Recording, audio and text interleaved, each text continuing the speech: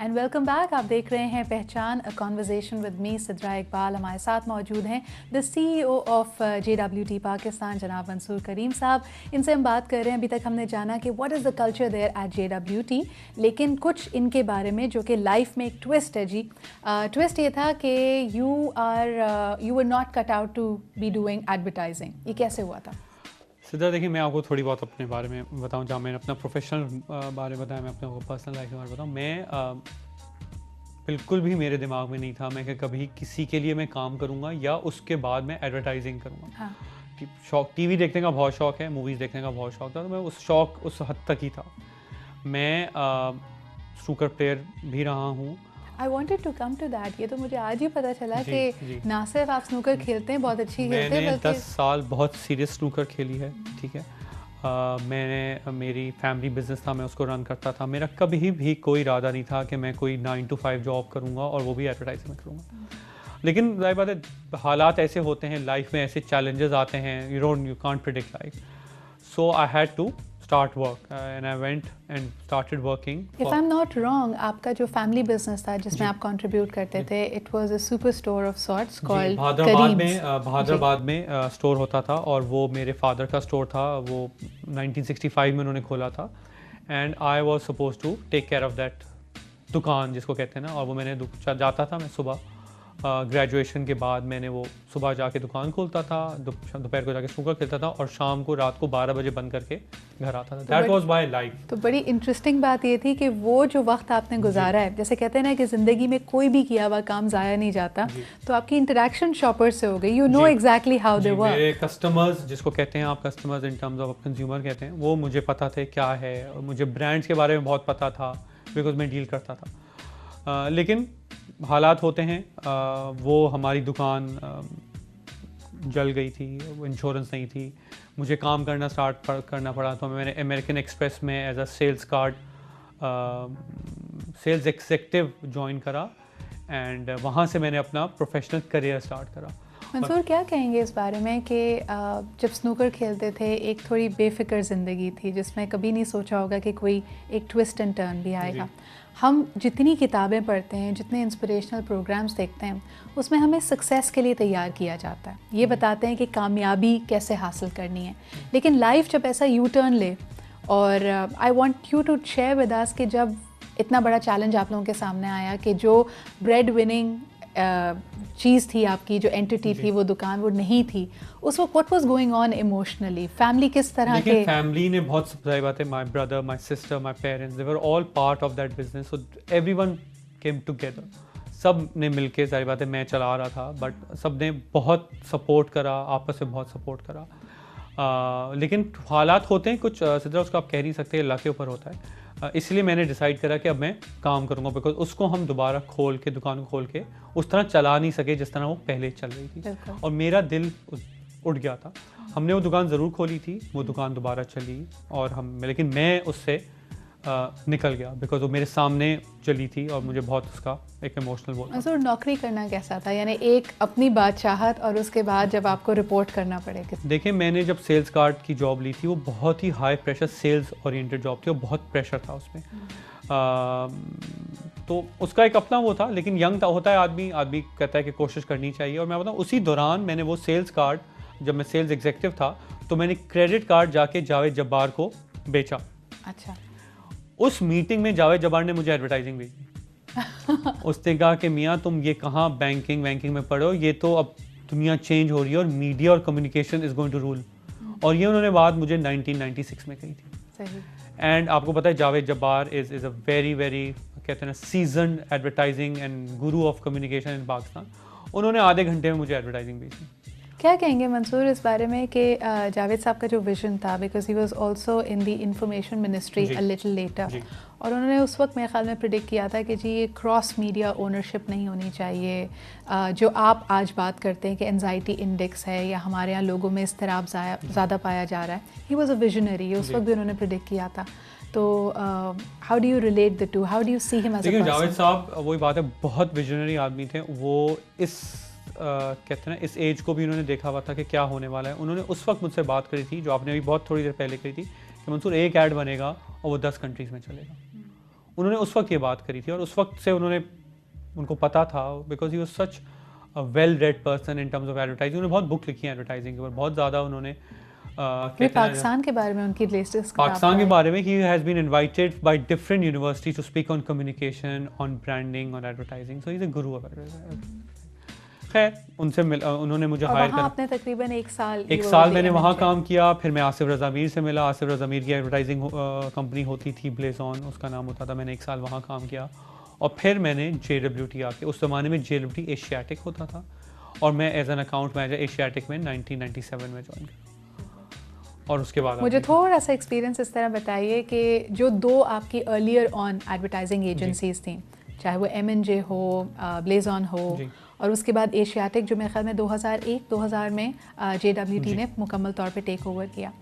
एक हमारे यहाँ होम ग्रोन जो सिस्टम है, जिसको आम ज़बान में अक्सर लोग सेठ कंपनी भी कहते हैं कि सेठ साहब का मूड अच्छा है तो सब कुछ अच्छा है, उससे एक इंटरनेशनल स्ट्रक्चर ऑर्गेनाइजेशन में आना, ये ट्रांजिशन मुश्किल था?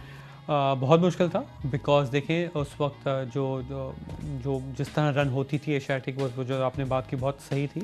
Asiatic still was one of the few company जिसमें सिस्टम और प्रोसेसेस बहुत थे। तो जो पहले के जो ओनर्स थे वो बहुत सिस्टमैटिकली चलाते थे, लेकिन एक बिल्कुल कहते हैं ना चेंज आता है जब you become an international company. सही, बहुत ज़्यादा और सिस्टम चेक्स आ जाते हैं, डिलीवरेबल टारगेट जो होते हैं वो बहुत ज़्यादा मॉनिटर होने लग जाते हैं। मैं एक CEO हूँ इस कंपनी का, लेकिन मेरे पर्सनल टारगेट्स भी हैं और मेरे कंपनी के टारगेट भी हैं which are monitor on a monthly basis. लोगों के ऊपर एडवांटेज ये है कि I can not dictate anyone, everybody has a right to stand up and question my कहते हैं role or my decisions, because it's a very free, it's a very democratic it's system. a very democratic and everybody's got their own intelligent in terms of decision making and in terms of strategic discussion. आपको दुख होता है कि जिन दो companies के साथ I am sure बड़ी sentimental value attach होती है कि आपने अपना करियर वहाँ से शुरू किया, M&J, ब्लेज ऑन दोनों अब एग्जिस्ट नहीं करती हैं, और वही जो हम बात कर रहे थे कि सिस्टम्स एंड प्रोसीजर्स, यही नहीं बहुत सारी और मिसालें हैं हमारे पास। क्रिएटिव हैं पाकिस्तानी, काम करना जानते हैं, काम के बारे में पैशन भी है, लेकिन हम सिस्टम्स और प्रोसीजर्स बना नहीं पाते। वेराज इंटरनेशनली आप देखें कि बहुत कम अरसे में गूगल है, फेसबुक है, ये हमारे पास एग्जांपल्स हैं कि पहले तो हम कहते थे ना कि जी 50 साल में कंपनी बनती है और वो वही मुल्क वाली फ़िलॉसफी की, तो अभी उसकी ज़िंदगी में कोई भी अरसा नहीं है। हम सिस्टम्स एंड प्रोसीजर्स को उस तरह उस पर तवज्जो क्यों नहीं दे पाते? ये पाकिस्तानी मैनेजर की एक फ्लॉ है। देखिए पहले शायद ना दे पाते हों सिद्रा, लेकिन अब मैं बहुत सारी ऐसी कंपनी से भी डील करता हूँ जो लोकल कंपनीज हैं। Local companies are learning, they are adapting themselves and they are trying to learn the best processes and system from international companies. तो वो एक एज थी। अब आप देखें इतना मुश्किल, बहुत कंपेटिटिव एनवायरनमेंट हो गया है, तो हर किसी को चाहिए एक अच्छा system to make the company profitable. उसके लिए वो सेट भी करने को अब तैयार है जो शायद पहले ना होता। तो सिस्टम जो है ना वो अब उसका बहुत फ़ायदा है। Coming back to the personal life, snooker आप खेलते थे 10 साल, बड़ी सीरियस स्नूकर। एक ज़माने में हम स्नूकर वर्ल्ड चैंपियन भी तो थे पाकिस्तान। जी, मोहम्मद यूसुफ के साथ मैंने खेला है, मैंने उनके साथ ट्रैवल भी करा है, श्रीलंका में गया हूँ, पाकिस्तान को रिप्रेजेंट भी करा है, उनसे बहुत स्नूकर खेली है। ये बात है 1988 और टू 90 की। उस ज़माने में बहुत कम क्लब्स होते थे, बहुत कम स्नूकर खेली जाती थी, लेकिन हमारी जो एसोसिएशन है, असगर वली का होते थे उस ज़माने में, उन्होंने बहुत प्रमोट करा इस क्लब को। और मेरा, मैं आपको बताऊँ, रूटीन होता था, मैं सुबह जाके दुकान खोलता था 9 बजे और वहाँ से 1 बजे निकल जाता था। 1 बजे से शाम 7 बजे तक मैं सिर्फ स्नूकर खेलता था और 7 बजे दोबारा दुकान जाता। ये मेरा रूटीन था फॉर साल। तो कभी दिल में थी ख्वाहिश कि आप पाकिस्तान को रिप्रेजेंट करते हुए स्नूकर खेलें? मुझे बहुत शौक था कि मैं पाकिस्तान का चैम्पियन बनूं, बहुत मेहनत भी करी, लेकिन आपको एक कोच ज़रूर चाहिए होता है। टैलेंट आपको एक हद तक, कोई भी गेम हो, कोच बहुत ज़रूरी चाहिए होता है। और आई थिंक फैमिली सपोर्ट भी बहुत चाहिए होती है कि because you have to invest a lot of time and money. तो आई गेस वो उस ज़माने में स्नूकर इतना पॉपुलर नहीं था और फैमिली से प्रेशर भी था, तो सब यही कहते थे कि टाइम वेस्ट करते हो। मुझे ऐसा नहीं लगता कि अब माशाल्लाह आप ऐसी पोजीशन पे हैं जब ब्रांड्स के कस्टोडियंस आपकी बात भी सुनते हैं, हमारे यहाँ क्रिकेट को, फुटबॉल को, स्क्वॉश को जो सपोर्ट मिली है, आपका कभी दिल नहीं करता कि किसी क्लाइंट को कहें कि भाई चलो मिलके स्नूकर को प्रमोट किया जाए पाकिस्तान में? नहीं, फ्रैंकली मैं इतना, अब वही बात है कि इतना खेला है मैंने कि अब मैं खेलता ही नहीं। मैं 5-7 साल हो गए बिल्कुल स्नूकर को हाथ भी नहीं लगाया है। बट मेरा है शायद मैं करूँ इसके ऊपर काम करूँ, लेकिन अभी मैंने इस पर नहीं करा। And I if I am not wrong, आप मैंने सुना था और आपसे आज वैलिडेट भी करते हैं कि योर बेटर हाफ, आपकी शरीक हयात की से आपकी मुलाकात भी इसी फील्ड में हुई है, नॉट स्नूकर बट एडवर्टाइजिंग। जी बिल्कुल, वो ज़्यादा इंटरेस्टिंग होता है वैसे मैच। जी, मेरी मुलाकात उनसे ब्लेज़ॉन में हुई थी। ब्लेज़ॉन में मैं हायर हुआ था 96 में एज एन अकाउंट एग्जीक्यूटिव। वो वहाँ पे क्रिएटिव मैनेजर थी और उस वक्त मेरा उनसे सिर्फ एक दोस्ती की हद तक कॉलीग्स जैसे थे।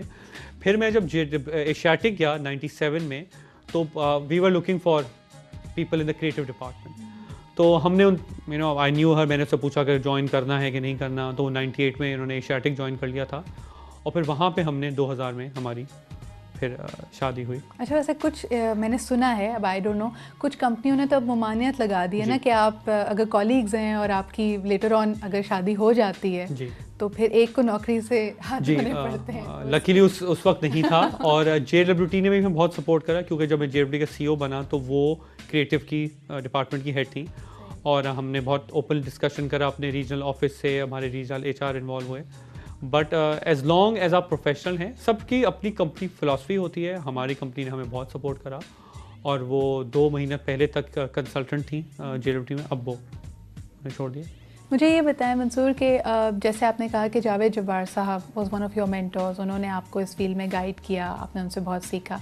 इसके अलावा और किसको एक्नॉलेज करते हैं जिन्होंने स्ट्रिक्टली प्रोफेशनल बुनियादों पे आप कहें कि अगर ये ना होते तो शायद आज आपकी अकम्पलिशमेंट्स या आपकी ज़िंदगी का जो निचोड़ है वो मुख्तलिफ होता? मैं एक तो अपनी वाइफ को बहुत इसके अंदर वो करूँगा, बिकॉज उसने मुझे बहुत सपोर्ट करा है। हमने बहुत मिल के काम किया है कुछ ब्रांड पे, जिसमें लिप्टन है, सुप्रीम है, लक्स है। उन्होंने मुझे बहुत सपोर्ट करा। मेरी माँ ने मुझे बहुत सपोर्ट करा, उनकी दुआ के बगैर मैं नहीं कुछ भी कर सकता था। सो ये 2 इंडिविजुअल्स हैं मेरी ज़िंदगी में आफ्टर जावेद साहब, जिन्होंने बहुत, ज़ाहिर बात है आपको मेंटर्स मिलते हैं, आपके सीनियर लोग मिलते हैं जो आपको बहुत सिखाते हैं, जिससे आप बहुत सीखते हैं, तो वो तो बहुत लिस्ट लंबी है। लेकिन ये 2 लोग हैं जिन्होंने मुझे बहुत ज़्यादा सपोर्ट करा है और बहुत ज़्यादा मुझे हिम्मत दी है, बिकॉज बहुत चैलेंजेस आते हैं, इट्स नॉट ईजी। नहीं, ज़िंदगी कभी एक जैसी नहीं होती, बल्कि हमें जो लोग अभी देख भी रहे हैं, आई थिंक कई दफ़ा हमने लोगों को स्टीरियोटाइप किया होता है कि वो एक बड़ी ऑर्गेनाइजेशन के हेड हैं, यही आपकी पहचान, यही शनाख्त बन जाती है। लेकिन उस टाइटल के बियॉन्ड आपकी पर्सनालिटी क्या है, आपकी लाइक्स एंड डिसलाइक्स क्या हैं, ये हम डिस्कवर करते हैं इस शो में। अभी वक्त हुआ है एक छोटे से ब्रेक का। ब्रेक के बाद वापस आते हैं और मज़ीद गुफ्तगू करते हैं मंसूर से। Stay with us.